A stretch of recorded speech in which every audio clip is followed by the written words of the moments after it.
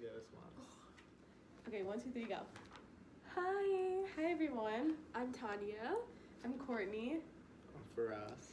and we're currently in 4th hour AP Literature. With Mr. Hebert, and we're just gonna tell you a little bit about our experience and everything that we think you guys should know about the class. And this is like our honest opinion. We're not like Yeah. like making this up. It's just what we really think. So yeah.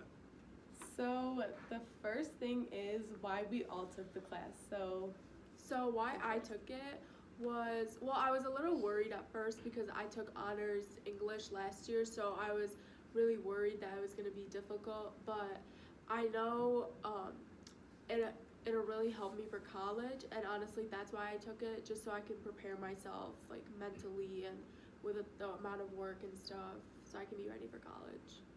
So I took it because last year I took AP Lang as a junior, and then I wanted to take AP Lit to kind of see like the difference and like see the similarities and differences, and also for college because I heard like almost every class is kind of like writing and essays and seeing the different symbols of everything. And we're just gonna tell you a little bit about our experience and everything that we think you guys should know about the class. And this is like our honest opinion. We're not like Yeah. like making this up. It's just what we really think. So yeah. So the first thing is why we all took the class. So why I took it was, well, I was a little worried at first because I took honors English last year, so I was really worried that it was going to be difficult, but I know it'll really help me for college, and honestly that's why I took it, just so I can prepare myself like mentally and with the amount of work and stuff, so I can be ready for college. So I took it because last year I took AP Lang as a junior, and then I wanted to take AP Lit to kind of see like the difference and like see the similarities and differences, and also for college because I heard like almost every class is kind of like writing and essays and seeing the different symbols of everything, so that's why I took it. I took AP Lit because I took honors English 11, and then Miss Sage recommended it for me. So when we had the day where we go visit the AP Lit classes, I really liked it, so I just decided to take it pretty much. So right now I'm gonna talk to you guys about like the breakdown of the homework and the projects. So one of the big things is the summer homework, and that's like kind of why people are nervous to take the class, is the summer homework. But honestly, when I looked at it first, I was like, no way, like I'm not doing this. But once I started doing it, it was not bad at all. And then you do get homework majority of the breaks, like winter break, midwinter break, spring break. So midwinter break, you do like a group book. Winter break, you do poems and an independent book.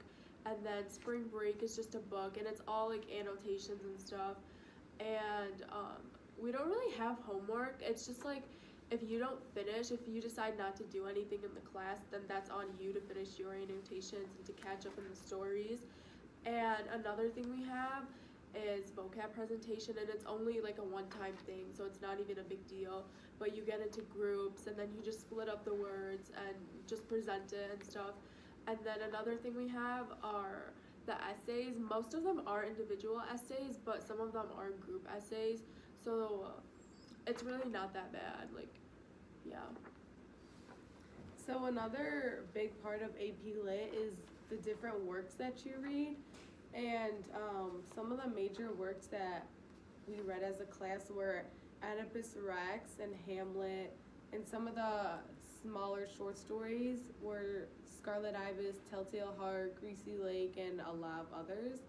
And there's also a lot of poems, but those like they're not really overwhelming. Like the number may seem overwhelming of like how many poems you have to read, but once you get the skills down for reading them, they're really not that bad. And Mr. Hebert helps you like figure it out and break everything down. So the major works are not as bad as they seem, is what I'm trying to say. So I'm gonna take like a deeper look at the homework pretty much, especially like the vocab. So pretty much our vocab quizzes aren't like any quiz you've taken. Like most vocab quizzes, oh, you have to match the word with what it means. Ours is you have to know how to use it. So say for example, if we had a word, he gives us like a topic. We have to write a thesis and like a topic sentence and like a little paragraph and use the 5 words. Most of the time, the quizzes should have 5, but majority of the time we just use 2 or 3 of the words since we're on the time crunch, especially if we're having like great discussions in class. And then like you also want to make sure you're prepared for the discussion, so like actually do the work instead of like not knowing what you're talking about, because the discussions really help later in the year when you take your AP Lit exam. So also going further into the class discussions, those were really important to me because every time like we would be in class and it was like class discussion day, or if we would stop in the middle of a major work and we would have our class discussions, like that's when you got to speak your different points and then have other people build onto them. And also like when other people share their ideas or what they found, then you can build ideas onto their ideas. And it just makes the entire work make more sense to everybody. And I don't think we've ever had like a bad class discussion. Like all of our discussions were insightful and like everyone learned more about the works, and it just made everything make more sense. So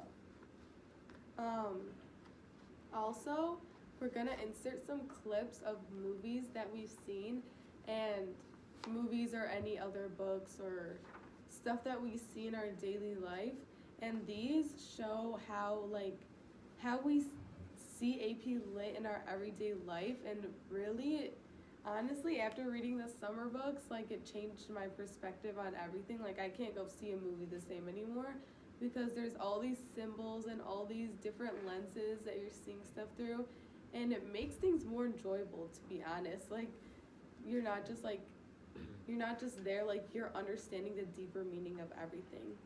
Like half the shows I've watched, I went back and watched again, and then like things I didn't notice before, like that were right in my face, just because of AP Lit, like I can notice those now, and like it makes more sense than when I look back and I'm like, oh yeah, that makes sense because this and this happened, and I kind of got like a little hint when this happened, and like it just helps you out pretty much. Yeah, and like once you see those symbols and stuff, it's just like really eye-opening, and it's very interesting for you to like really get a deeper meaning into things and like find the hidden meanings behind like the passages behind the movies. Maybe if you watched an old movie when you were younger, like I know like some movies I've watched, like I really didn't understand them, or some books that I read like sophomore year, like I read The Great Gatsby last year, I didn't really understand like anything from it, like I just read it to read it. But this year when I read it, I found like a deeper meaning into it and like really looked at the symbols and stuff, which is really interesting. So right now I'm going to be speaking about the misconceptions. One misconception is it's an AP class, so it's crazy hard. To be honest, I didn't think it was that hard. I don't think they thought it was that hard. It felt like a regular English class. Yeah.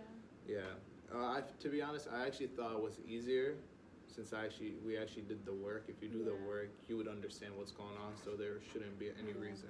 I feel like because we did a lot of stuff together as a class, like it didn't seem that hard, and like you were on your own. So. And honestly, like my grade in here is better than my grade in honors English Yeah. last year. This is like my best English grade. Yeah. And another misconception is that people think like, oh, you're gonna do everything on your own. You're not gonna do everything. Most of our works, or most of the time when we do so, Mr. Heber or like most AP Lit teachers, they'll say work with a partner actually. Like, so you're not reading the text by yourself for the first time. So what we usually do is we read it by ourselves for a little bit, talk with a partner, and then talk as a class. And those class discussions make sure like we know what we're doing before we move on. And like that's coming up to the next thing, which is the hard text. It is hard text like Hamlet, Oedipus, but when you read it together as a class, it's a lot better than doing it by yourself in college. When you read it as a class, you get like a deeper meaning and see what other people are thinking. You can connect that or disagree with what they're thinking, and then like it just makes like the puzzle like whole again. If you guys And like Yeah. one more thing is for the essays, you're never like blindly thrown an essay about something that you don't know.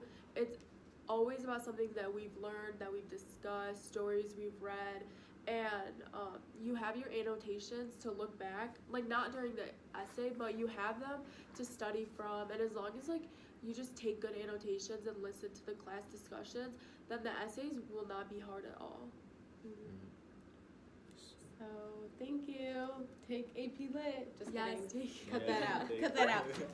Cut that out. But overall, I love AP Lit. Yeah. Thanks, Take Mr. AP Lit. Hebert. We love Thank you. you, Mr. Hebert.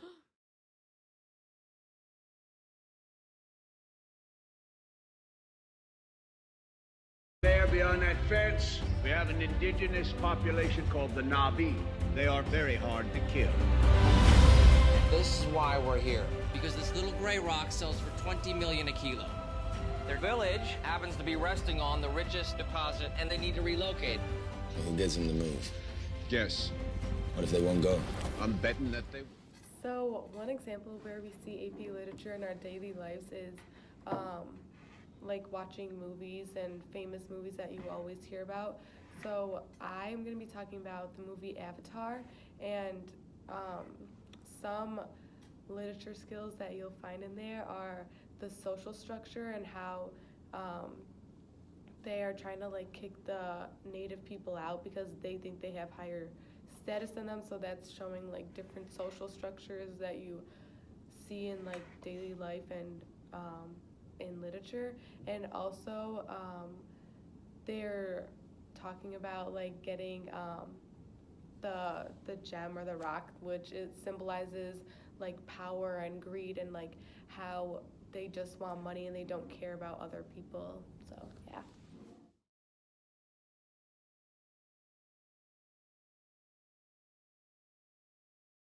In this picture, you can tell the character's trying to represent a Christ-like figure. You can tell this by how they have their arms spread out, and also the fire in the back representing hell. This is like a biblical archetype, which we learned in the beginning of the year.